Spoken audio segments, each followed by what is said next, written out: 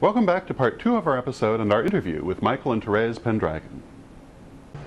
Can you tell me a little bit, okay, I know, at least Therese, I'm not sure, you were a member of the original 1978 group, the Black Doves of ISIS.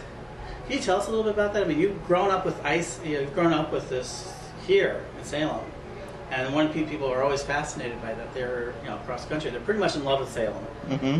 And it must have took a lot to actually have the courage to be, part of that.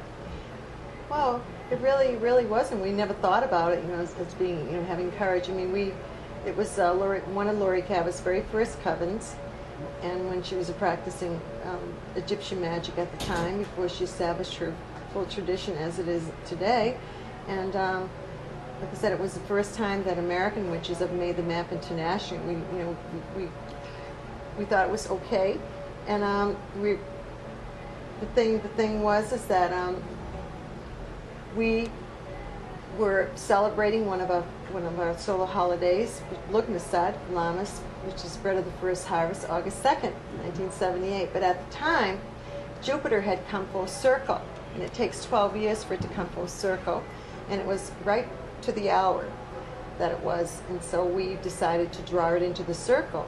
Only we had no idea that it remained even after we opened the circle.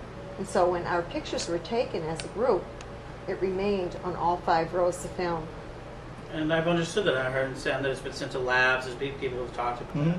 Yeah, it's an interesting thing. Now, today, 2007, Salem. And you own the Oracle Chamber.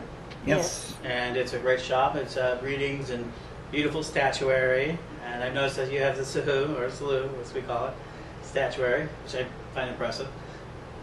What can you tell me a little bit? Now, being in Salem, you've been in Salem all your life, I guess? Yes, I was born and raised here. And I was born a little bit north of here, but have been here for almost 30 years. So this basic area.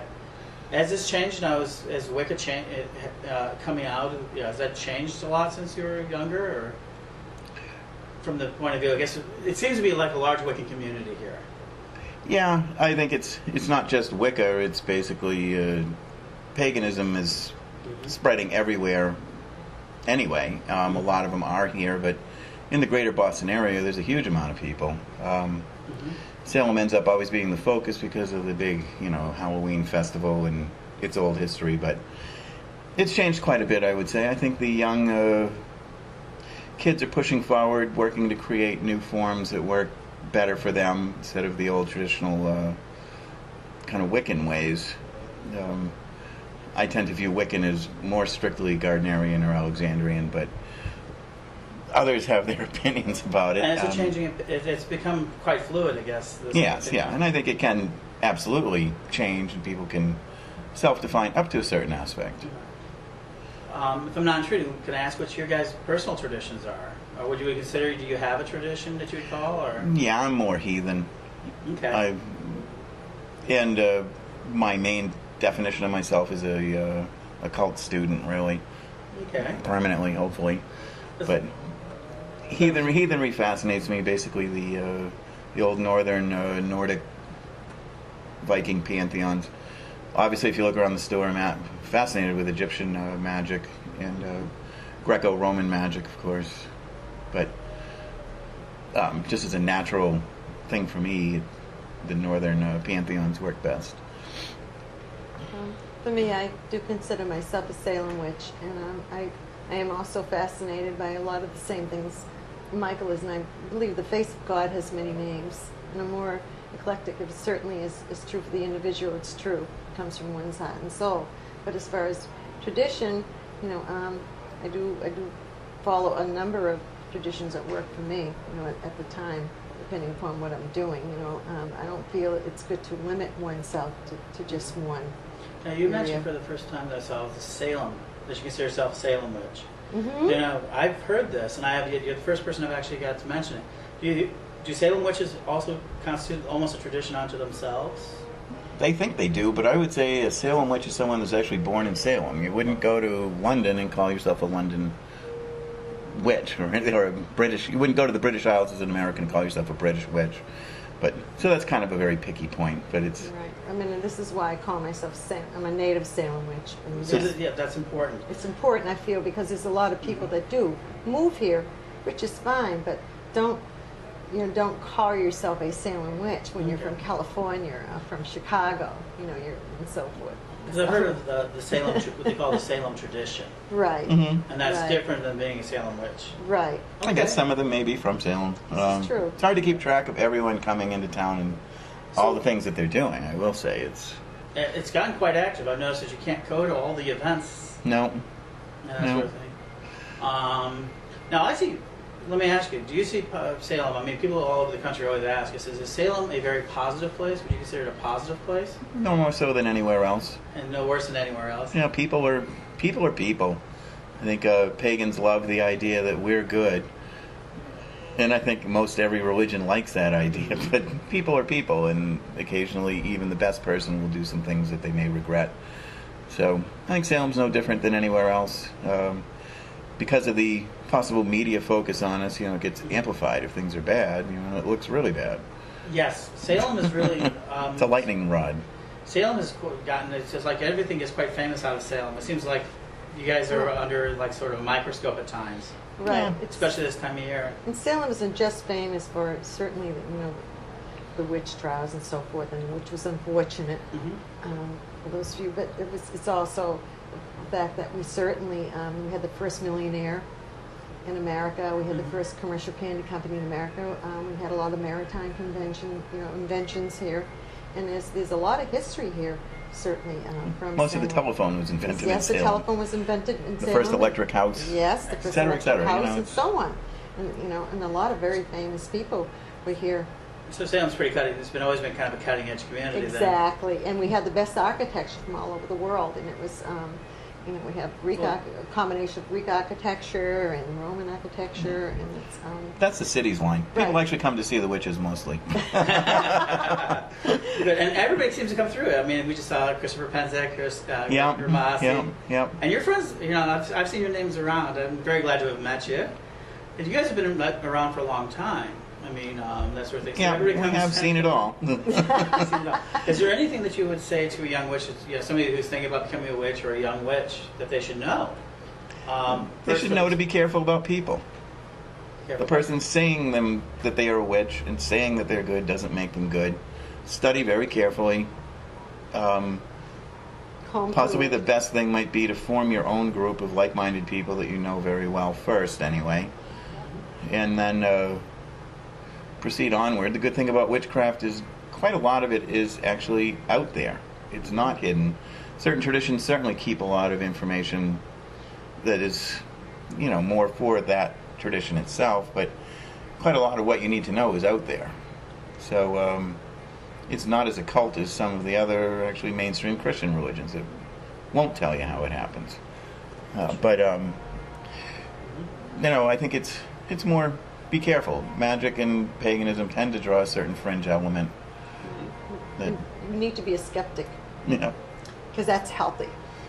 Being a skeptic is healthy. Yes. Absolutely. A lot of people would say the Paganism, opposite. no, pagans were the ones that invented the philosophy of skepticism and science. These are Greek pagans, and these are the dominant philosophies.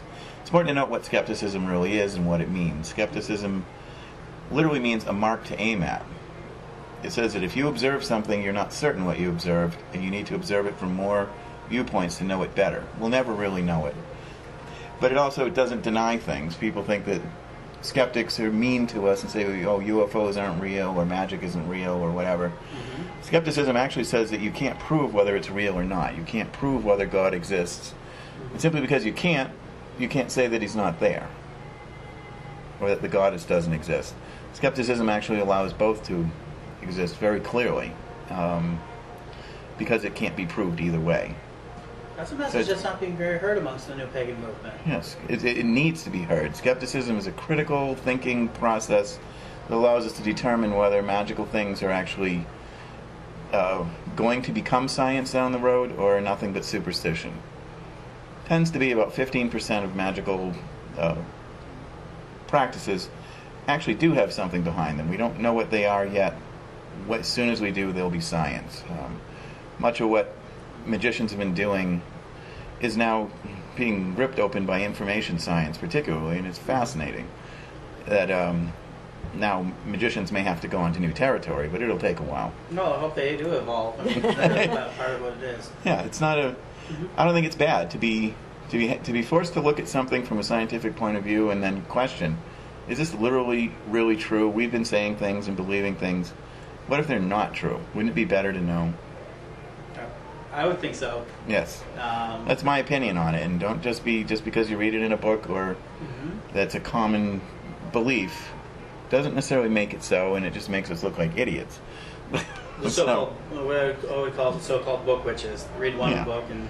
Yeah, but that's okay. I understand. One of the things that I think is really sad, I see a lot of young witches, they come into town and they think it's just going to be a big happy love fest that pagans are all going to let them in, and actually it's a rather exclusive little group of cliques, and they feel very shut off. There is no real mechanism to meet them, to talk to them, to let them in. A lot of people are just rude. Oh, you're a youngin'? Well, we won't talk to you. It's interesting and that's sad. Because it's interesting because one of the marketing things I've done from the nation is that Salem, the idea of Salem is metasizing into almost, and there are people calling it now, trying to say it's going to become the next Haight Ashbury of Wicca. Possibly. I think it's just a small little town. There's nothing inherently magical about the borders of Salem. I think it's got mystique in the imagination, but that doesn't make it any better. I think I've met so many pagans and witches and fascinating people from California and other parts of the country that across the world there seems to be more of them, and a slightly more open attitude in some ways. Salem and the New England area in general tends to isolate people a little bit. Maybe it's the weather or something, who knows, but it is sort of sad to see the young people coming in kind of looking surprised that people weren't nice to them. I can imagine that. But if they when they come in, they should come down to the Oracle Chamber. Well, yeah. Well, if we have time, we'll certainly be nice to them. But well, absolutely. And everyone started somewhere, and I think the more advanced pagans shouldn't be so quick to just, call them fluffy bunnies and kick them out. That to me is a little sad. Everyone started out as a fluffy bunny. That's right. Well, terrific. I guess, is there anything else that you'd like to say to No, I think it's like, let's beat everyone, happy Samhain. Because a lot of people are going to be watching this are going to be fluffy bunnies, so we do, like I said, Well, this is... no, Yeah, we well, certainly don't want to offend anyone we don't want to offend them, and I don't think they should consider themselves fluffy bunnies, because if they move on and learn and become, in 20 years, when they look back, they realize the energy that brought them into it is what got them into the wisdom down the road. So people shouldn't be so certain of who they're going to be. They may look like a fluffy bunny now, but in 20 years, they could be something. But yes, it could be something that you have to step back and go, wow, that's a interesting development here. Absolutely. Now, are you guys on the internet yet? Or? Yes, we are. Yes, we are. www.oraclechamber.com. You can check the almanac out, which is a monthly page devoted to all the little planetary transits and when and where full moons might be best accessed, etc. So, thank you so much for letting me interview. Good to meet you. And happy Samhain, happy Samhain to Absolutely, everyone, and bright blessings. Well, I hope that you enjoyed this episode and that you'll join us again next week for Living the Wiccan Life, when we will continue our coverage of Halloween in Salem with the Vampire Ball. Until then, may you blessed be.